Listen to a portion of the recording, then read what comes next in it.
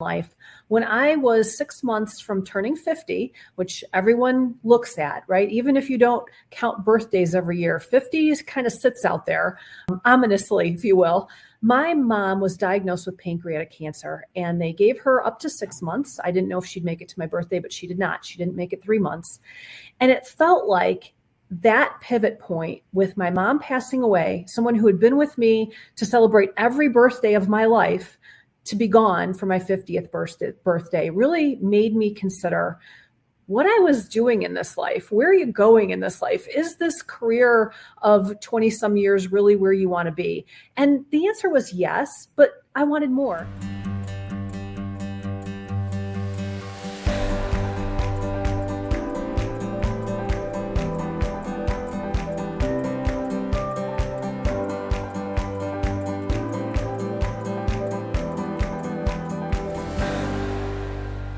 Jean Alfieri is living a wonderful life. She's recently added the title of author to her corporate resume. The topic of her book, The Love of Dogs. Jean takes in older dogs and gives them a loving home. They, in turn, give their love and loyalty to her and her family. Come join us for a far ranging discussion about aging, identity, and the powerful love of our animals. Jean, welcome to Bump in the Road. If you would, tell us your story. Sure. Well, thank you for having me, Pat. I had an interesting experience, and I say interesting. It was sad, but it moved me to a different place and a different direction in life. When I was 6 months from turning 50, which everyone looks at, right? Even if you don't count birthdays every year, 50 kind of sits out there, ominously, if you will. My mom was diagnosed with pancreatic cancer and they gave her up to 6 months. I didn't know if she'd make it to my birthday, but she did not. She didn't make it 3 months. And it felt like that pivot point with my mom passing away, someone who had been with me to celebrate every birthday of my life, to be gone for my 50th birthday really made me consider what I was doing in this life. Where are you going in this life? Is this career of 20 some years really where you want to be? And the answer was yes, but I wanted more. And so when I considered what it was I wanted more of, it was writing, and not only my own writing that I've done for myself, but to publish. And so it was really interesting to be able to take the coaching that I'd done throughout the years, and I'd worked with middle management and executive coaches on positivity, how to train your team. Obviously, if you're coming from a place of frustration, that's how you're going to guide your team. And if you're not motivated and excited about your job, nobody is going to be that works around you. And really utilize that for myself and turn it inward and consider what is it that's going to get us to that next place. When we hit midlife, it becomes a little, I don't know, uneven, if you will, unsteady, if you will, because we're trying to look forward, but we're also trying to be present, and balance comes into play a lot more than it had before. And I think one of the interesting things that happens to women, particularly at midlife, is around 50-ish or so, no matter how great you look, you become invisible. Yeah. Yeah. Now, I think invisibility can be a superpower, but it's very disconcerting. Right. It is, because it seems that what you've brought to the table and what you have considered being a subject matter expert in, and that you truly are, is kind of disregarded. There isn't an appreciation for the history that you bring and the understanding that you have in whatever field it is. And that can be really tempting to feel bitter about. And yet, patience is really needed at this level. When you consider what it takes to groom a next generation of employee, a next generation of person, Yeah. especially parenting in that age, right? You no longer have the influence that you did of a child in grammar school. Now they're in college, perhaps, and you still care and you're still concerned, but how you influence is very different. And it doesn't always feel like you can, even though deep down, if you consider your own past and how influential your parents were during that time, they're really critical. And so we can't let that get in the way of, oh, I'm not going to bother anymore. You have to bother. It's important. What you bring to the table at this point is really critical. Don't you think part of what we all bring to the table is how we live our lives? Absolutely. Absolutely. And everybody sees that, right? And we feel it. even more deeply, I think, as we get older. We take consideration for, am I really where I want to be? Am I doing what I want to do? How am I adding value? And it's a fair assessment. We should assess that. It is how it got me to doing something different, right? And what transferable skills do you have? My gosh, you have so much life experience at that point. Yeah. You can pivot to almost any direction, and yet we feel scared. We feel insecure. We feel like this that we've done is all that we're capable of doing, which is so not true. You know, it's interesting. I was reading a piece this morning talking about book knowledge versus wisdom. And book knowledge is wonderful, but the only way we gain wisdom is through experiential situations. Yes. That is how we really learn. And I think that too often we overlook that in a society that looks to credentials first and foremost. I think we do on both sides of it. I think many people don't apply for things that they really have transferable skills in doing because they Yeah. just assume that's what's going to be. And I think from a business perspective, we do that too. I want XYZ education. I'll tell you what, I'll take years of experience as an HR professional for 30 years over education any day of the week. Now, that's not to say there isn't something very valuable that people straight out of college bring. They absolutely do. But the history and the knowledge and even how to operate in the workforce isn't necessarily a strong suit because they simply haven't had the experience in doing it. I think that's true athletically too. When we look at those people who we marvel at that at a certain age decided to step up and run a marathon or climb a mountain or whatever it is, it's not because they're physically limited in doing it. They just hadn't considered it to that point or had always wanted to. And it's impressive. It's impressive what you can do should you put your mind to it at any age. Absolutely, there's a great story for that. Anne Lorimar, is a very interesting lady. She's around 90-ish. I don't know how old she is offhand, but in that late 80s, 90 age group, she climbed Kilimanjaro, and at maybe 87-ish or so, and she was the oldest person to summit Kilimanjaro. Well, a few months later, a man went up and he claimed the title. She was so pissed off that she went back and climbed Kilimanjaro again just to get the Nice. title. Good for her. And There I was someone on recently too on the news that I saw was a grandma in her 80s and she was going for a title championship in weightlifting. And they showed her deadlifting. I'm like, are you kidding me? I couldn't have done that in my heyday, let alone in my 80s. It was just really impressive to see what motivated her to want to accomplish that. I think we can actually all accomplish a lot more than we think, particularly if we open up our worlds and we're willing to learn, and that means also willing to fail. But Yes, it's not a binary, it's not win, lose, achieve, fail. It's a series of little steps, some up, some absolutely. down, some up, some down, and if you can have that perspective, there's no failure. Absolutely. And I feel like, and I was going to go there with you, the steps are really important and not to feel like, I feel like our culture pressures us to just win-win. We got to win-win. Yes. Well, sometimes things take work. And I know work is a four-letter word. People don't like it. But the reality is when you consider the benefit, what are you to gain? If you keep your why in front of you, and that is really motivational, I think it's true of resolutions and it's true of goals. How are you getting there? I really profess when I talk about the power of positive thinking, writing down your truth. There is a connection between the brain and your hand that if you write it, don't type it, it's got to be in your own hand. Write down what your truth is, write down what you want to accomplish, and put it in three places, three index cards, and put it in three different places where you'll see it and read it and believe it. I put mine on my bathroom mirror because it's the first thing I see in the morning when I get up. I put one in my purse so that wherever I'm at, I can pull it out and be reminded of it. And I put one on my fridge. So when I get home, I hit the fridge, I see it, it reminds me. And it takes a time. I mean, when you talk about what creates a habit, 6 to 8 weeks every day, 6 to 8 weeks, and people don't necessarily want to give it that much time. But in the whole big scheme of things, to accomplish something you've always wanted to do, and to be able to get the mindset to do it within 6 to 8 weeks, it seems like a good investment to me. I think so too, and I think it's really important to have goals. I'm at an age where a lot of my peers are retired, and I think that people should do whatever they want to do. This is not meant judgmentally, Right. but I think that having a goal or having a purpose, more importantly, a purpose, is really important in terms of just staying mentally alert, continuing to acquire skills, using the skills that you have. And doing maybe what you have desired and haven't been able to do. Yes. It's great. I agree with you, and it's been interesting to me to learn how people have struggled when they didn't have a plan. You know, you look forward to this day in which you just don't have to do anything anymore, and guess what? Now you don't have to do anything anymore. And what do you do with that, right? You're vital, you're active, you have things to offer. And I have worked and volunteered. So I've been on both sides at the Humane Mhm. Society in at the Pikes Peak region in our town.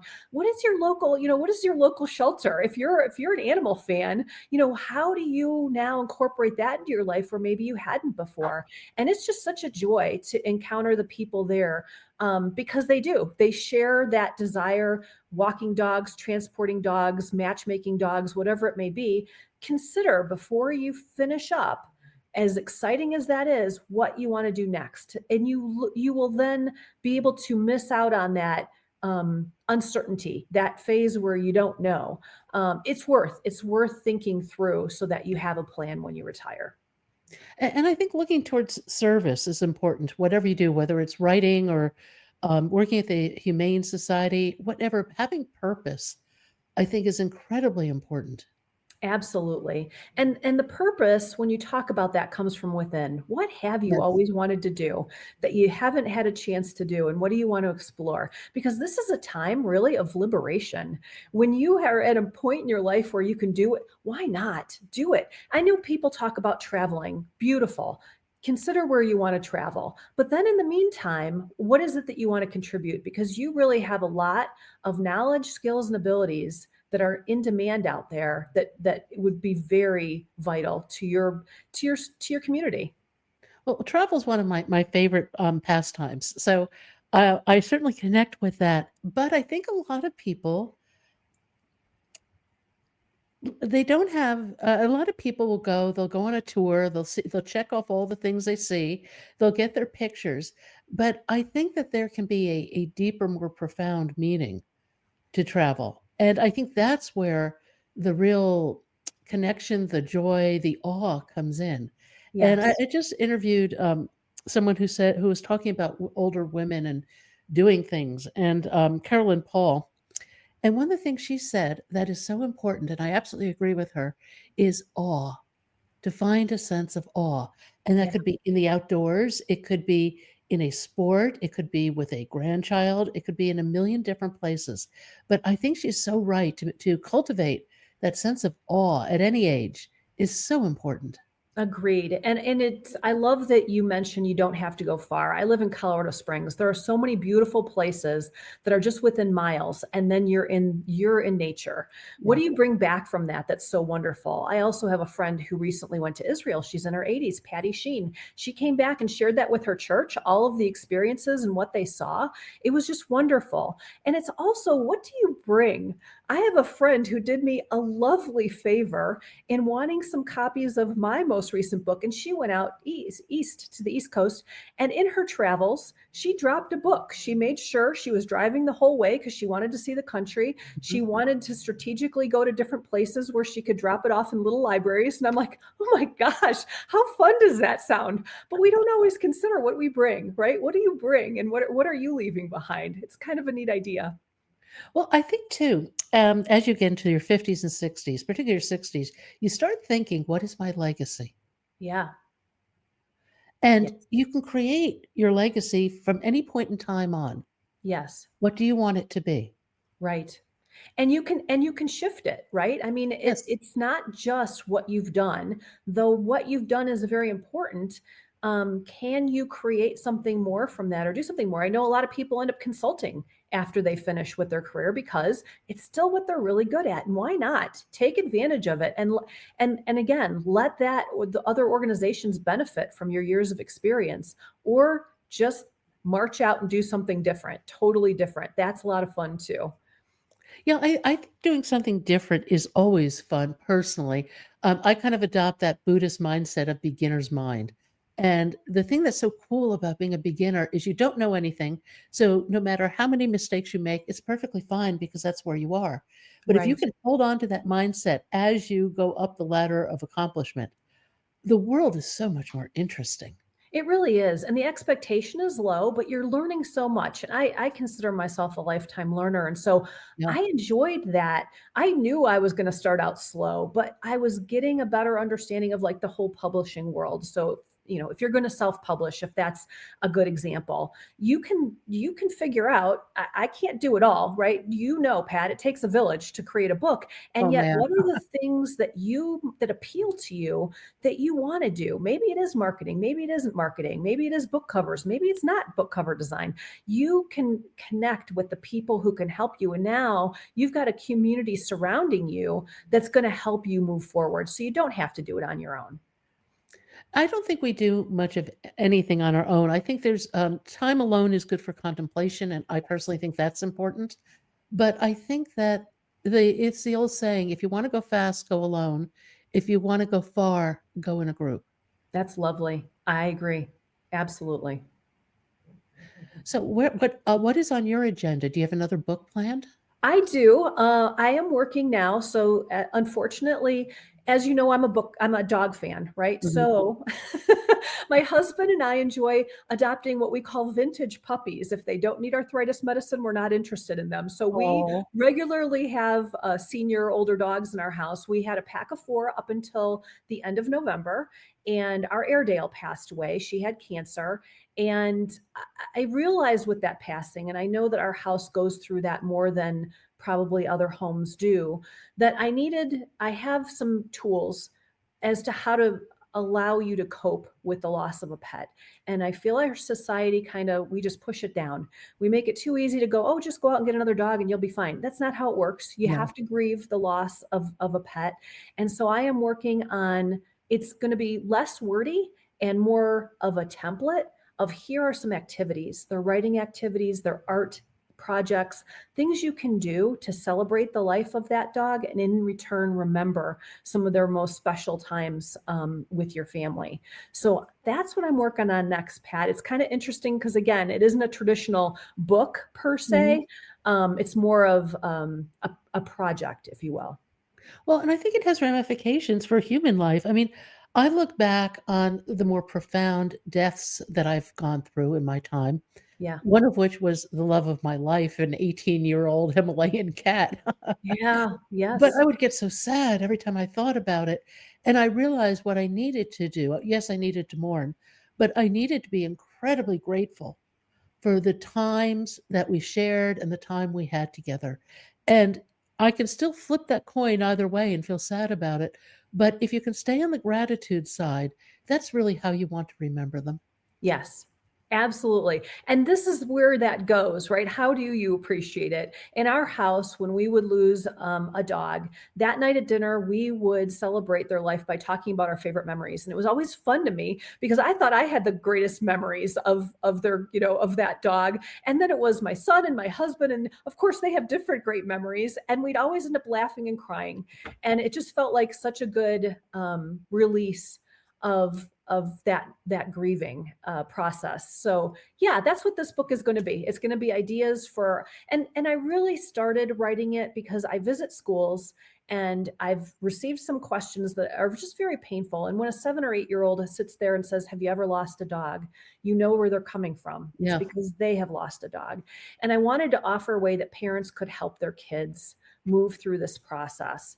But as I did that, I talked to a veterinary friend of mine, and she said, "You know what? I need this for our vet office, but I need you to do a version for seniors because sometimes that's the last living thing in that house that that person is taking care of, and nobody appreciates just how impactful that loss is to a senior." And I went, "Absolutely, hadn't even considered it." And so, I was doing these different versions, and I'm like, I'm just going to create a book out of this because I think anybody at any age, I have a lot of single friends who have that is their family, is that Yeah. dog or cat or bunny, whatever it is. And they'll I didn't want to exclude them by saying, "Hey, this is how you can help somebody else. This is how you can help you move through this." So that was the impetus of it. Now, you bring up a really good point, though, about seniors, because the decision after a pet passes away, what do you do? Do you get another pet? You know that your lifetime may be somewhat limited, but you could live quite for many years yet. Right. What do you do? That's a really tough one. That is a tough one, and my husband and I have talked about it because every once in a while we consider taking a break, and then we both end up laughing and go, "Yeah, right. God willing, there'll always be a pug in the house because I love that breed and he loves the bigger dogs." And, I understand that older dogs aren't for everyone because you don't that you are suffering loss more frequently. But that is something to consider too. Is there a senior dog that isn't gonna drive you crazy with all of the puppy antics and training and breaking in that needs to happen with that? So that would be something to consider, and perhaps an easier pet too. I would never want to discourage someone from not getting it, but certainly you have to consider your age, mobility, desire for getting outside. When after Sally, our Airedale, passed, I knew I wasn't getting the steps I was used to getting anymore because I would take her for a walk every morning. Well, it's winter now, and let me tell you, 6 degrees isn't really where I want to go hopping around outside in, but she was built for that. She loved it. And so, that is something to consider too, the benefits of a pet. If it is that you want to set a goal of walking more frequently, there is a lot that can a pet can help you with as well. Isn't it interesting? Our pets, without intending to, leave quite a legacy, don't they? They do. They really do. They mark a point in time. Whether it's 2 years or 10 years, you're never gonna forget that point in time and your family dynamics at that time, and I feel like that's part of why the loss hits so hard. If someone doesn't have a pet, they don't get it. They'll do, "Oh, it was just a dog." Oh, it Yeah, hurts my yeah. heart to hear somebody say that. Yeah, because they don't understand just how pivotal that animal is in your family dynamic. No, I think that's a really good point. You know, um, Speaking of family dynamics, that's another aspect that really changes as you go through your 50s and 60s. Just going back to that topic, Yeah, um, all of a sudden you find yourself maybe no longer your identity may no longer be that of a parent. You'll always be a parent, but right. your children are moving on their own. That's a real these crises of identity at Yes. any age are really difficult. They are really difficult, and I feel like if you are open to the journey, right? If you're open to the journey, it's gonna be a lot easier, and hold fast to some of those anchors. For example, growing up at when Colin was growing up, our son, we always at the dinner table would talk about one thing we were thankful for that day.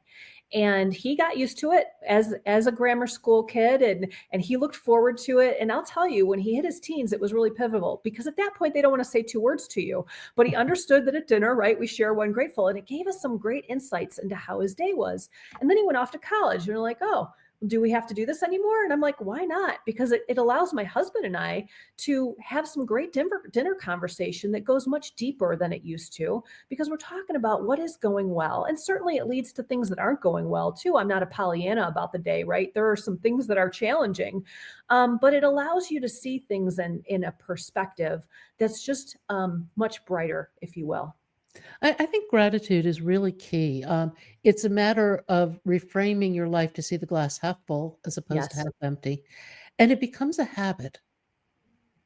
I mean, It I adds find 5 things to be grateful for every morning before I meditate, and they have nice. to be different things every day, so I can't, say the same thing again and again. Right. It's a really profound practice, I think. It really is, and if you do it for yourself, even on a wall calendar, pick 1, 2 things a day, it is amazing how that month progresses, what you're seeing in front of your eyes. All of these magnificent things happening in your life that if you had to recall what your thankful was last week, you might not remember, but if you've documented it, wow, is that a beautiful thing? And as the year goes on, to flip through that and see all those lovely things that throughout your day, we feel like things have to be huge and grand and fantastic. They don't. They can just make you happy. They could be the comfort of a warm house on a cold day, or a great meal that was really easy to pull out of the fridge because it's a leftover. Whatever it might be, there is a lot to be thankful for. I think so too. There's a magnificent sunrise. There are many magnificent sunrises, but the one the other day was just off the charts. It was so beautiful, and, I think the value that you just brought up of journaling is really important because you go back through your notes and it takes you right back to that moment. And in the case of the sunrise, it's a moment of awe, of gratitude, of beauty, of a great start for a great day. And I think being able to revisit those points in time, as you were saying, is really meaningful. Yes, and gratitude journals are wonderful. I started something last year that I'd never done before, which is a prayer journal. And it truly is a direct communication with God. This is what's on my heart. And to trust that whether this is what actually happens or not, I'm open to where I'm supposed to be because I know his plans for me are much greater than any plan I could make for myself. But how do you have that communication? And this prayer journal has been really a lot of fun. I had never considered it quite that way before when I'm just capturing my own thoughts. But when you're actually sharing what's on your heart, it really does. It's very pivotal into where your day goes.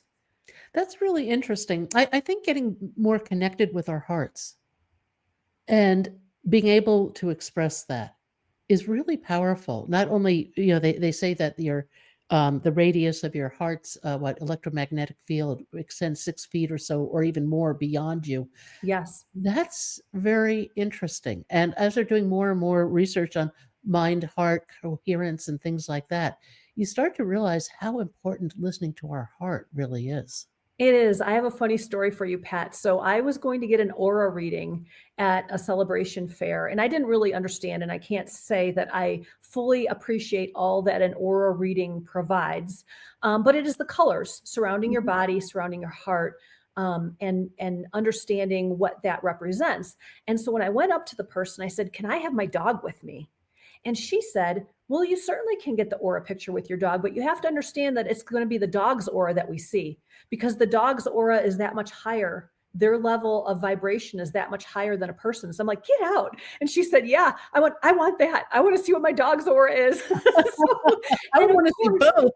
it was colors that represented loyalty and determination and playfulness. And I'm like, "Oh, it is so my dog." It was lovely. It really was. We can learn a lot from our pets. Yes, absolutely. Not only how to take a good nap, but how to be protective and how to greet somebody when they come in the door, right? There And is loyalty. nothing more exciting than mom or dad coming home as far as the dog is concerned. No, and the loyalty aspect is really wonderful too. Yes. And dogs are certainly loyal. Dogs, cats, whatever your preference is for pets, Yes. I think having a pet is a good thing. Absolutely. Yes. Absolutely.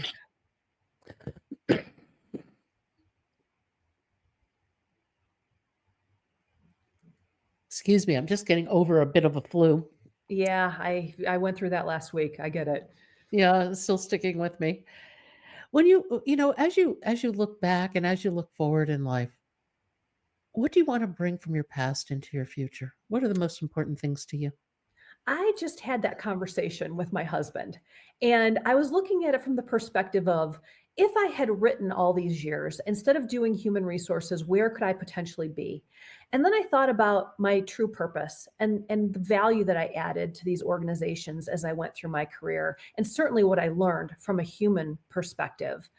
And I looked at him, and he had a couple of events in his life that really could have shifted where he went in life and his profession. And I thought, you know what, though? Had we gone any different direction, we may not have ever met. And so I was thankful then for that, for having that journey that actually connected us. And when we think about friends, right? College mates, people we've kept in touch with through the years, how pivotal it was for us to meet when we did and stay together through all of the highs and lows that life brings. I find myself now surrounded by more authors, more volunteers for our animal shelter, and I love those relationships too. And I always wonder now, because when you get to a certain point in life that you can appreciate looking back and seeing how valuable and instrumental these people were in who you are and where you are moving forward. I wonder how I can be influenced and appreciate what these people bring into my life to move me forward, because it really is about, where are you now from a launching pad perspective to where you're going to go next. Well, I'm going to ask this question, although I think you just answered it. If you could rewrite your story, would you? No, not a chance.